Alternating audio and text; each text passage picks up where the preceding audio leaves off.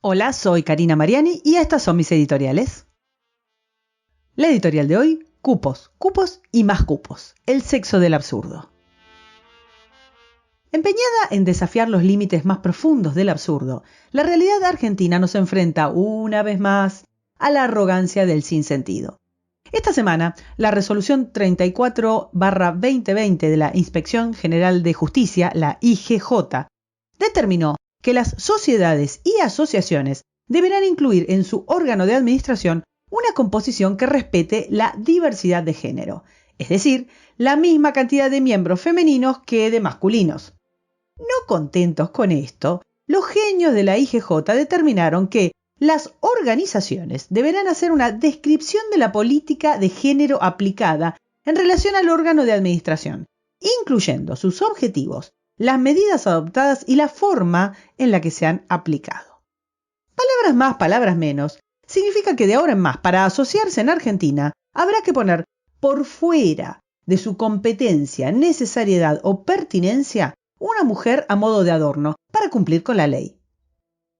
En este sentido, además, tienen que explicar las políticas de género que se lleven adelante dentro de la asociación. De un plumazo, decidieron que se prohíbe en principio asociarse en números impares y que en el proceso asociativo lo importante no es la misión, sino la aportación equitativa de órganos sexuales de sus miembros. Esta disposición tiene dos aristas. La primera, y más procaz, dado el contexto, es que se van a aplicar muchos pedidos de excepción que van a conllevar un sensual poder del organismo que los dispense para posibles oportunidades de cohecho. Hecha la ley. Pero vamos con la segunda. Se trata de una resolución que concibe al poder del burócrata como una lucha por la resignificación de la realidad, destrozando la condición individual de la mujer. O sea, la IGJ acaba con la mujer como sujeto autoconsciente, autónomo y capaz, y la convierte como en el sueño más revulsivo de un misógino, en un ser menor, necesitado de especial protección frente a las contingencias. La mujer deja de tener entidad y se transforma en lo meramente otro que no es varón, sin más, en un objeto ontológicamente devaluado. Pero ojo, porque estamos apenas rascando la superficie del absurdo. Estos muchachos de la IGJ han redactado la resolución desde el concepto más binario jamás existido, que considera que solo hay dos géneros y que por tanto pueden ser repartidos en formas iguales. Pero la inefable dinámica de las políticas identitarias en el subrubro de género han dejado el dúo hombre-mujer atrás hace muchísimo tiempo. En otras palabras, la resolución impulsada no dejaría lugar a las reivindicaciones de las disidencias sexuales, también denominadas LGTBI+, cuya lucha es, casualmente, dejar atrás el binarismo para amacarse en la autopercepción de algunos de los infinitos géneros reconocidos por el progresismo al que ellos mismos querían contentar. La búsqueda del reconocimiento de derechos sexuales binarios, en este sentido, avala el statu quo jurídico patriarcal, y en lugar de revolucionar el derecho, buscan solamente su cobijo. En este sentido, es mucho más ayornado, no menos delirante, por supuesto, el protocolo también de esta semana, que establece la participación de mujeres y de población LGTBI+, en un mínimo de 33% en las audiencias del presidente argentino. Resulta que, además, el protocolo determina que la norma abarca las comitivas que el presidente lleve a sus viajes y establece que quien no cumpla con esto va a ser apercibido con cursos y capacitaciones en temática de género dictadas por el Ministerio de las Mujeres, Géneros y Diversidad. Entre los rudimentarios burócratas de la IGJ y las sofisticadas chicas del Ministerio de las Mujeres hay una brecha filosófica. Unos distinguen al sujeto mujer por sus características biológicas y las otras, más deconstruidas, las ven como entes genéricos que incluyen individuos de todo tipo de autopercepciones, desde el punto de vista más bien del objeto del deseo, y esto es más allá de los cánones heteronormativos. para no aflojar con los absurdos, conviven en este sentido en el mismo gobierno un grupo de cultores del feminismo binario cercano a la tradición de los años 50 del siglo pasado y las fanáticas del feminismo desconstructivista de los años 70, que consideran que todo género es una construcción social, pero por las dudas piden paridades para 2 o 3 o 4 colectivos a la vez. Sí, señores, no seamos ingenuos, convengamos que tener 40 géneros en lugar de tener 2 abre el mercado de subsidios y negocios exponencialmente. Pensemos, por ejemplo, en una audiencia del presidente con el Papa, serían 2 hombres. Para cumplir con el protocolo deberían agregarse a la comitiva, a modo de adorno, unos miembros de la población LGTBI y unas mujeres como quien lleva una ofrenda decorativa a una ceremonia tribal. La posibilidad de pegar cargo o viajecito se ha multiplicado esta semana milagrosamente. Pero dejemos la filosofía y el cotillón de lado. Existen un sinfín de medidas como estas, que van metiendo sutilmente un cambio de mentalidad en la sociedad. Llegado el momento, si logran hacer pasar inadvertidos absurdos normativos que parecen salidos de una película de Monty Python, entonces vamos a estar listos y al horno. Cualquier modificación legislativa que prostituya el principio de igualdad ante la ley, primero se cocina con estas micromedidas, se testea a la gente y se mide la resistencia. Si los avances no son repudiados, ni por los ciudadanos ni por las instituciones, la mitad del camino ya lo tienen pavimentado. De hecho, la particular saña en adoctrinar a los miembros del Poder Judicial, propiciando, sin ponerse colorados, la necesidad de una justicia con perspectiva de género, o sea, institucionalizar la discriminación por razón de sexo, ya existe. La agenda progresista, apalancada en una victimización del colectivo femenino, nunca ha dejado de extender sus tentáculos intervencionistas y ya golpea las puertas de las relaciones humanas, ojo, abarcando los campos necesitados de protección hasta límites insospechados. Este nivel de totalitarismo solo es posible si se combinan 2 factores. El primero es un muy bajo nivel de tolerancia al disenso. Tanto los medios como las instituciones como la educación deben penar, formal o informalmente, cualquier opinión que vaya en contrario de la condición femenina como colectivo frágil y necesitado. El otro factor es el fomento de la cultura de la cancelación, el buchoneo, de la denuncia basada en que quien se percibe víctima siempre tiene la razón. Un poco de sana desconfianza debería llevarnos a pensar a qué llaman igualdad las políticas de género antes de asumir que la igualdad que promulgan es la correcta.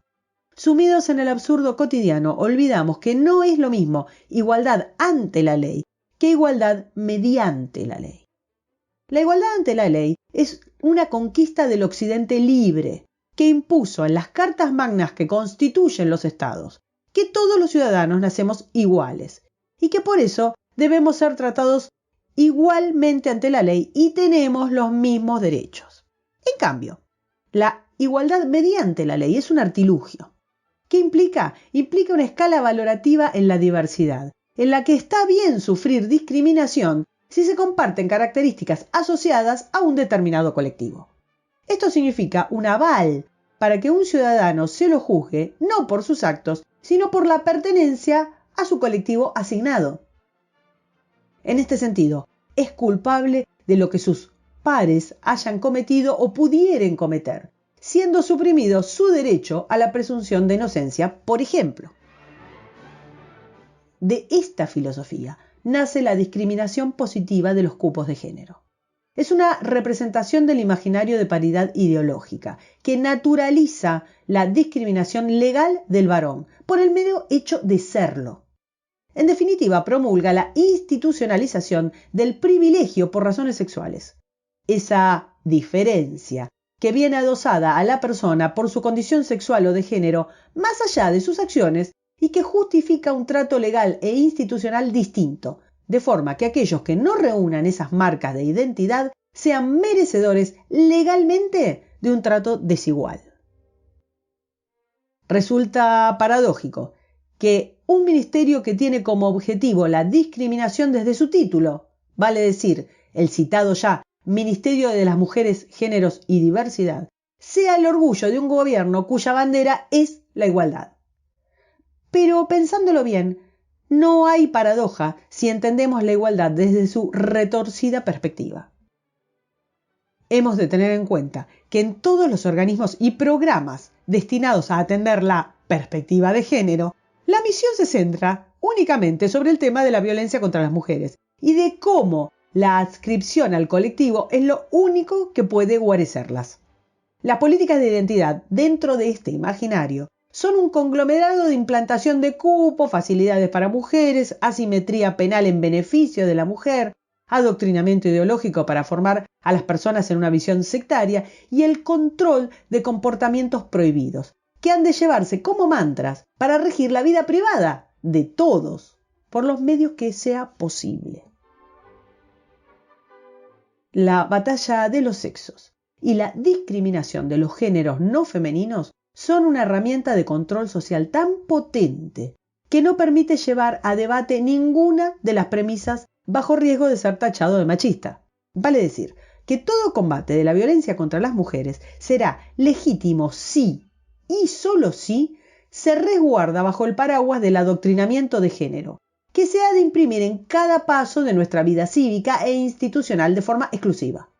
Aupados bajo este lema, sugerir que las mujeres pueden defenderse de las agresiones de forma individual y enfrentar sin tutoría a quien las ataque, o custodiar por sí mismas sus propios intereses, es un insulto redondo para las gestoras del colectivo al que las afiliaron sin ningún permiso. El absurdo de las medidas de discriminación positiva toca el paroxismo con la idea de la representación de la causa de las mujeres. La idea misma de diversidad está en juego si ser diverso es suscribir a un corpus homogéneo. Para la política de la diversidad, las mujeres son iguales en todo, intereses, conductas, deseos, gustos, aspiraciones, necesidades, experiencias pasadas y posibilidades futuras, por el solo hecho de ser el no varón. El lobby de género, en competencia feroz entre lo banal y lo indigno, viene absorbiendo enormes tajadas de presupuestos públicos y ahora privados, haciendo hincapié en la difusión de los derechos colectivos y en las ofensas al grupo, porque es ahí donde reside su enorme poder.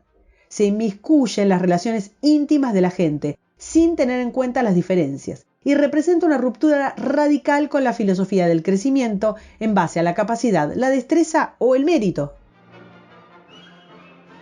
La lucha que nació combatiendo la discriminación, hoy defiende la discriminación positiva. Que nació de abajo hacia arriba, hoy prefiere los lobbies de arriba hacia abajo. Que nació combatiendo el sexismo, hoy promueve la exclusividad en institutos de la mujer, fiscalías de la mujer, políticas públicas para la mujer. La lucha que nació buscando el apoyo del hombre, hoy lo considera un enemigo a vencer. La lucha que nació denunciando el sexismo del lenguaje, hoy lo usa como arma. Que nació denunciando la ausencia de derechos para la mujer, hoy apoya la privación de derechos para el hombre. Decía Melville en su novela Moby Dick: hay en este extraño caos que llamamos la vida algunas circunstancias y momentos absurdos, en los cuales tomamos el universo todo por una inmensa broma pesada, aunque no logremos percibir con claridad en qué consiste su gracia, y sospechemos que nosotros mismos somos las víctimas de esa burla.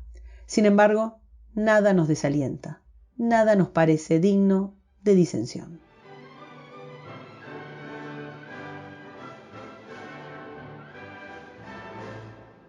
Para escuchar las editoriales del domingo, suscríbete, compartilo, me gustealo y nos vemos en la próxima. Gran abrazo.